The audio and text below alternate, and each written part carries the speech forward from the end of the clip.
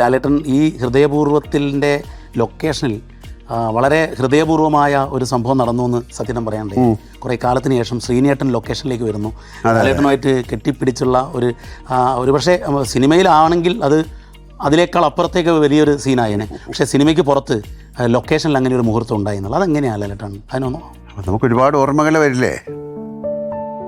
അതൊരു എയിൽമെൻ്റ്, ഒരു എന്താണ് അസുഖം എന്ന് പറയുന്നത് ഞാൻ പറയില്ല.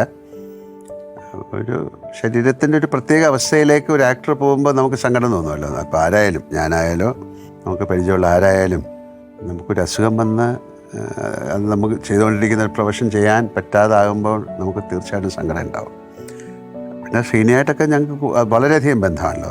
ഞാനും സത്യേട്ടനും ശ്രീനിവാസൻ എന്ന് പറയുന്നത് ഒരുപാട് നല്ല സിനിമകൾ, അല്ലെങ്കിൽ കേരളത്തിലെ മലയാളികൾക്ക് എപ്പോഴും മനസ്സിലാലോചിക്കാവുന്ന, അല്ലെങ്കിൽ അവർ ആഗ്രഹിക്കുന്ന, അതുപോലെ കാണാൻ വീണ്ടും വീണ്ടും ആഗ്രഹിക്കുന്ന സിനിമകൾ ഉണ്ടാക്കിയതാണല്ലോ. അപ്പോൾ അതിലേക്ക് ശ്രീനി പെട്ടെന്ന് സുഖമില്ലാതായി മാറിയിട്ട് അതിന് പറ്റുന്നില്ല എന്ന് പറയുമ്പോൾ ഞങ്ങൾക്ക് എല്ലാവർക്കും ഒരു സങ്കടം ഉണ്ടാവും.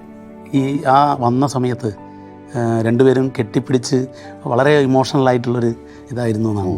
കുറേ കാലത്തിന് ശേഷം ഒരു ലൊക്കേഷനിൽ വരികയാണ്. അതെ, അത് ഒരു ലാലേട്ടൻ്റെ ഒരു അങ്ങനെ പറയാൻ പറ്റില്ല. അത് ആ ഒരു മൊമെൻ്റ് അല്ലേ. അപ്പോൾ അത് കഴിയുമ്പോൾ നമ്മളതെല്ലാം റിയലൈസ് ചെയ്യും, അസുഖമാണ്, ഇതാണ് എന്നൊക്കെ. ആ മൊമെൻറ്റിനെ എങ്ങനെ ഡിഫൈൻ ചെയ്യണമെന്ന് എനിക്കറിയില്ല. അത് ഒരു എന്താ പറയണ്ട, ഈശ്വരനോട് പ്രാർത്ഥിക്കുക എന്ന് പറയാനേ പറ്റുള്ളൂ. അദ്ദേഹത്തിനെ വീണ്ടും നമുക്ക് പഴയ ശ്രീനിയെ കാണണേ എന്ന് പ്രാർത്ഥിക്കും. മോഹൻലാൽ, സത്യനന്ദിക്കാട്, ശ്രീനിവാസൻ കൂട്ടുകെട്ട് ഒരുപക്ഷെ എക്കാലത്തെയും മലയാളത്തിലെ സൂപ്പർ ഹിറ്റ് കൂട്ടുകെട്ടാണത്. ലാലേട്ടൻ നേരത്തെ പറഞ്ഞ പോലെ വീണ്ടും വീണ്ടും മലയാളി കാണാൻ ആഗ്രഹിച്ച ഒരുപാട് സിനിമകൾ നൽകി. ഇനി അങ്ങനെ ഒരു സാധ്യതയെക്കുറിച്ച് ഇന്നിപ്പം സത്യേട്ടൻ പറയുമ്പോൾ പറഞ്ഞത് ശ്രീനിവാസനെ കൊണ്ട് എഴുതിക്കണമെന്ന് എനിക്കും ലാലിന് വേണ്ടി എഴുതിക്കണമെന്ന് എനിക്ക് ആഗ്രഹമുണ്ട് എന്നുള്ളതാണ്. അങ്ങനെ സംഭവിക്കട്ടെ, അതിന് അദ്ദേഹത്തിന് കഴിയുമെങ്കിൽ അത് വലിയ കാര്യം തന്നെയാണ്. നമ്മൾ ഇടയ്ക്ക് ഞങ്ങൾ ഒരുമിച്ച് അഭിനയിക്കാനൊക്കെ ആലോചിച്ചിരുന്നു. പക്ഷേ എനിക്ക് ഒരുപാട് നിയന്ത്രണങ്ങളിൽ കൂടെ ആ സിനിമ ചെയ്യാൻ പറ്റുള്ളൂ. അങ്ങനെ വരുമ്പോൾ എത്രത്തോളം അത് ശരിയാകും എന്നൊക്കെ ഉള്ളൊരു എലിമെൻ്റ് ഓഫ് ഡൗട്ട് ഉണ്ടായിരുന്നു. എപ്പോഴും ആക്ടറിൻ്റെ ബോഡി എന്ന് പറയുന്ന വലിയ കാര്യമല്ലേ. അയാൾ നമ്മുടെ ഒരു മേക്ക് ബിലീഫിൻ്റെ ഏറ്റവും വലിയ അങ്ങേയറ്റമല്ലോ സിനിമ.